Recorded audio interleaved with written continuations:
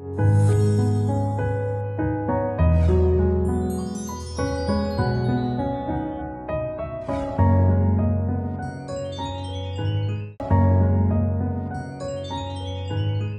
পাগলা রমি ভাই তিনি আছেন আমার সাথে, আমরা এক রুমে থাকি।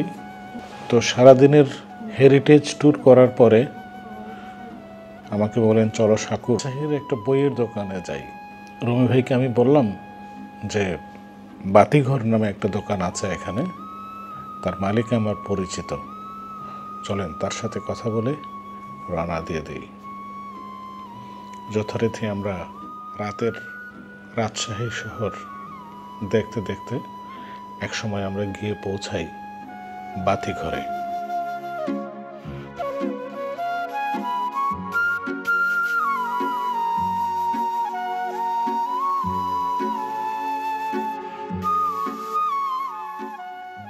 রাজশাহীর বাতিঘরে এর আগে আমার যাওয়া হয় নাই। আমি চট্টগ্রামের বাতিঘরে গিয়েছি, সিলেটের বাতিঘরে গিয়েছি, ঢাকার বাতিঘরে তো প্রায়ই যাই।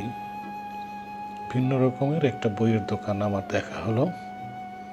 বইয়ের দোকানের একজন বই বিক্রেতাকে অনুরোধ করি যে তিনি যদি তাদের হয়ে বাতিঘর সম্পর্কে আমাদের বলেন। নর্মালি চিটাগংয়ে যেরকম আমাদের জাহাজের থিমে করা হয়েছে চিটাগং বাতিঘর, আবার ঢাকা বাতিঘর আপনার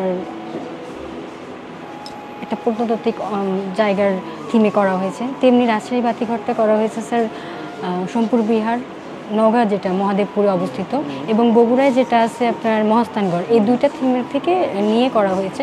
আপনি লক্ষ্য করবেন আমাদের জানালাগুলো পুরোটা আপনার প্রত্নতাত্ত্বিক বাড়ির যে ফ্রেমগুলো হয় জানালার, সেরকম ফ্রেমে করা হয়েছে।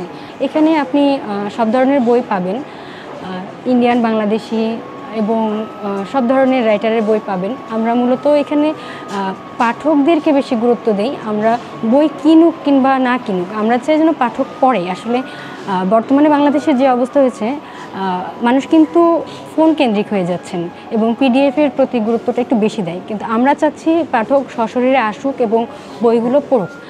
তো এই কারণে আসলে পাঠকদের উপর গুরুত্বটা আমরা একটু বেশি দিই। কোনো পাঠক যদি বই নাও কেনে, সে পড়তেছে, এটাই আমাদেরকে একটা মানসিক শান্তি দেয়। আর আমরা সকাল 10টা থেকে রাতে 10টা পর্যন্ত 12 ঘন্টা সার্ভিস দিই, যাতে পাঠক এসে বই পড়তে পারে, এবং যারা কেনেন তাদেরকেও সার্ভিস দিই। আমাদের অনলাইনেও সেল হয়। আমরা চাই রাজশাহী কেন্দ্রিক প্রত্যেকটা পাঠককে গুরুত্ব দিতে। আমাদের এখানে এটা হলো একটা চিলড্রেন জোন, এখানে বাচ্চারা এসে বই পড়তে পারে এবং বাচ্চারা নিজের ইচ্ছে মতো খেলতে পারে। এখানে অনেক ধরনের বাচ্চাদের কার্ডস আছে, ওরা এসে বেশ গোল হয়ে খেলাধুলাও করতে পারে। তো মেইনলি স্যার এখানে একটা ছোট্ট কফি কর্নার দেওয়া আছে। কফি কর্নারে আমরা চা, কফি এগুলো রাখি। ওই পাশটায় আছে। তো দেখা যায় অনেক পাঠক আছে, পড়তে পড়তে একটু ক্লান্তি ভাব চলে আসে তাদের ভিতরে, সেক্ষেত্রে কফিটা সে পারচেস করে খেতে পারে। এখানে একটা ছোট্ট টেবিল দেওয়া আছে, পাঠক এখানে গোল হয়ে বসে টেবিলে পড়তে পারে। অনেক সময় ছোট ছোট কিছু কাগজ আছে রাজশাহীতে, কিছু ম্যাগাজিন আছে, ওনারা এসে বেশ আড্ডা দেয়, বই পড়ে, বই সম্পর্কে কথা বলে। বাতিঘরে যে সবাই বই কিনতে আসে প্রতিদিন এটা না, বিদেশের অনেক বইয়ের দোকানে আমি যেমন দেখেছি, এই বাতিঘরেও আমি সেরকম একটা পরিবেশ দেখতে পেলাম। বেশ কিছু লোক এক জায়গায় বসে বই পড়ছেন, ছোট্ট একটা ক্যাফে শপ আছে, চা কফি এখান থেকে পাওয়া যায়। আর সেলসম্যানগুলো দেখে মনে হলো তারা খুব পড়ুয়া, যে কোনো একটা বই নিয়ে তাদের সাথে কথা বললে তারা এই বইটা সম্পর্কে অনেক কিছু বলতে পারে। এখান থেকে শুরু করতে পারি আমরা। চলচ্চিত্র, থিয়েটার, আমরা এখানে চলচ্চিত্র, থিয়েটার রিলেটেড নাটক যে বইগুলো আছে, এই বইগুলোকে আমরা এখানে প্রাধান্য দিয়েছি, এখানে সাজিয়ে রেখেছি। এরপরে আছে রবীন্দ্রনাথ ও নজরুল, রবীন্দ্রনাথ এবং বিশ্বকবি রবীন্দ্রনাথ ঠাকুর এবং জাতীয় কবি নজরুল ইসলামের যে বইগুলো আছে, আমরা এগুলো এখানে সাজিয়ে রেখেছি। এরপরে আছে প্রবন্ধ, ছোট্ট শেলফ আছে, সেটা হচ্ছে আপনার নতুন বইয়ের শেলফ, যেটা আসলে বইমেলার যে নতুন বইগুলো ছাপা হয়, সেই বইগুলো এখানে আমরা রেখে দিই।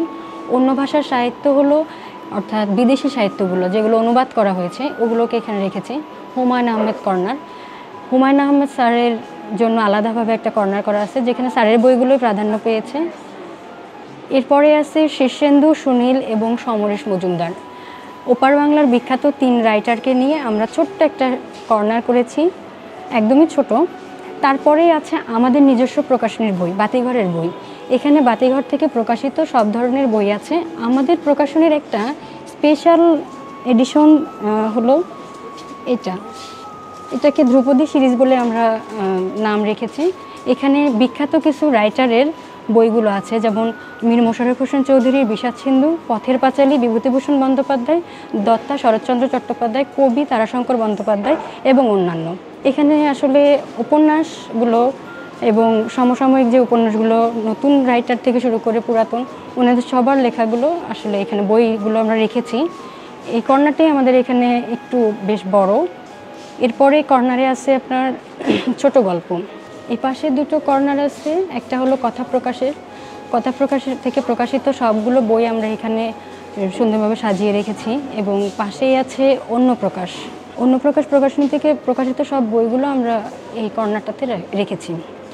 স্যার, বাংলাদেশি লেখকদের মধ্যে হুমায়ুন আহমেদ স্যারের বইটা চাহিদা অনেক বেশি, টিনেজরা অনেক বেশি পড়ে আসলে। আর রাজশাহী তো শিক্ষানগরী, এখানে টিনেজদের সংখ্যা অনেক বেশি, কারণ অনার্স লেভেল অবধি যারা, আমার মনে হয় তারা টিনেজই থাকে। স্যার, এখানে একটা ছোট্ট কর্নার আছে, লক্ষ্য করবেন, রাজশাহীর ইতিহাস। এখানে মূলত আমরা রাজশাহী শহর কেন্দ্রিক যে ইতিহাস নিয়ে বইগুলো লেখা হয়েছে ওগুলোকে রেখেছি। ইতিহাস কর্নারে আছে ইতিহাসের বই। রাজশাহীতে বাতিঘর বাতি জ্বালিয়ে রাখবে, এটা আমি বিশ্বাস করি।